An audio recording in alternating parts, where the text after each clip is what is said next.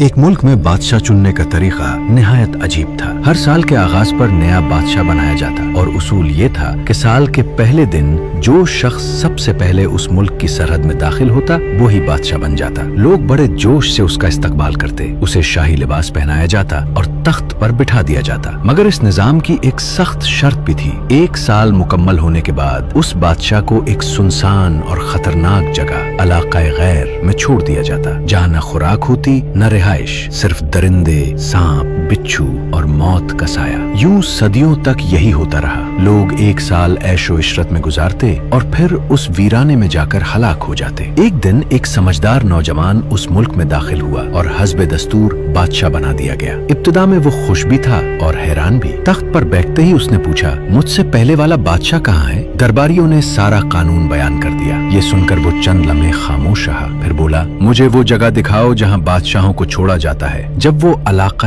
غیر پہنچا تو اس نے اس جگہ کو غور سے دیکھا، ویرانی، خوف اور تباہی۔ وہیں اس نے فیصلہ کر لیا کہ اسے کیا کرنا ہے۔ اگلے ہی دن اس نے حکم دیا کہ اس ویران جگہ کو آباد کیا جائے، ایک مضبوط محل بنایا جائے، پانی اور خوراک کا انتظام ہو، باغات لگائے جائیں، راستے بنائے جائیں اور حفاظت کا بندوبست کیا جائے۔ ساتھ ہی اس نے اپنی رعایا کے لیے بھی کام شروع کیے، عدل قائم کیا، لوگوں کی ضروریات پوری کی اور ملک میں ترقی آنے لگی۔ پورا سال گزرا اور جب وقت آیا کہ اسے علاقہ غیر بھیجا جائے تو اس نے خود کہا، مجھے اسی جگہ چھوڑ دو جہاں پہلے بادشاہوں کو چھوڑا جاتا تھا۔ درباریوں نے عرض کیا، حضور، اب اس رسم کی ضرورت نہیں رہی۔ ہم وہاں صرف ان نادان بادشاہوں کو بھیجتے تھے جو 1 سال کی آسائش میں اپنی آخرت بھول جاتے تھے۔ آپ نے اپنے انجام کی تیاری پہلے ہی کر لی، اس لیے آپ ہی اس حکومت کے حقیقی حقدار ہیں۔